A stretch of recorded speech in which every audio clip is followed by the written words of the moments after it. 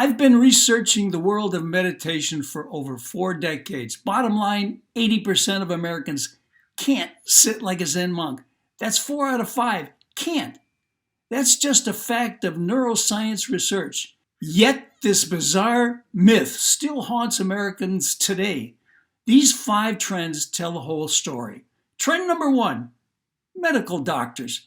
In 1975, Harvard cardiologist Herbert Benson published the relaxation response. And with that, doctors rebranded sitting meditation as the new modern medical treatment for stress-related diseases.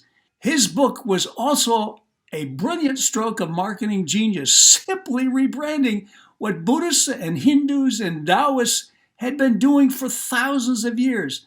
The doctors gave sitting meditation a new life and a new legitimacy, paving the way for today's gigantic stress reduction industry.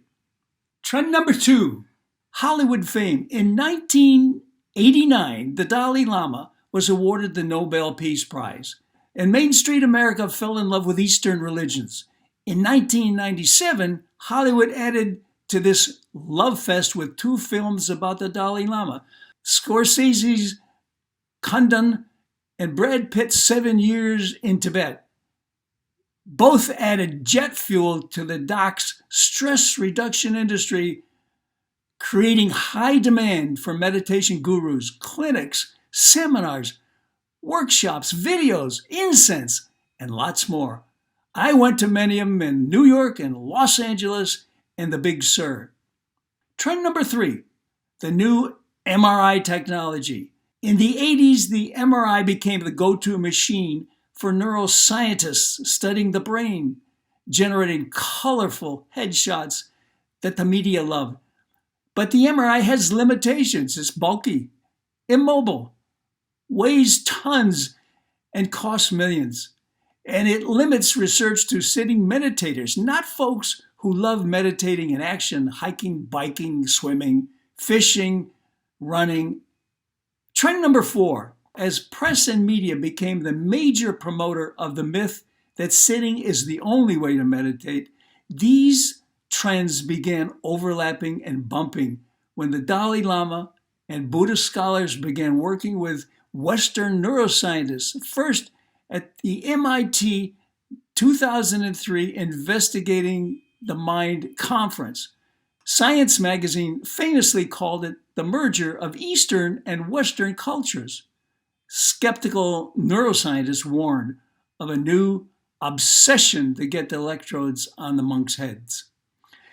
Finally, trend number 5, a massive counterattack. While doctors focused on passive sitting meditation, the 90s exploded with the new sports fitness revolution. As science became a major part of the work of sports psychologists, coaches, trainers, physical therapists, athletes, and millions of health-conscious Americans, sports psychologist James Lohr captured the conflict when he threw down the gauntlet with his challenge response, warning that everything you know about stress is wrong, a direct challenge to the medical doctor's passive relaxation response. Lohr triggered a modern war of the worlds, the jocks versus the docs, action versus sitting, movement versus passivity. Doctors believe stress caused disease. Stress damages the body. Stress is bad. And the cure was stress reduction. In contrast, the new sports fitness science proved the exact opposite, that stress is good, stress is healthy, stress is positive. Stress helps the humans develop. Stress helps us reach our highest potentials as athletes, yes, and as humans. The bottom line of these 5 trends is very simple. If you can't sit like a Zen monk, don't. Do what you love. 2,500 years ago, the Buddha offered this advice. Quote, "Believe nothing, no matter where you read it or who said it, not even if I said it. Not even if I said it, unless it agrees with your own reason and your own common sense."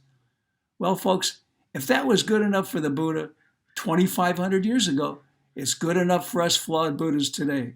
So trust yourself. Neuroscience tells us that 80% of American men and women can't sit like Zen monks. So they meditate naturally, doing something they love, whatever it is. Get it?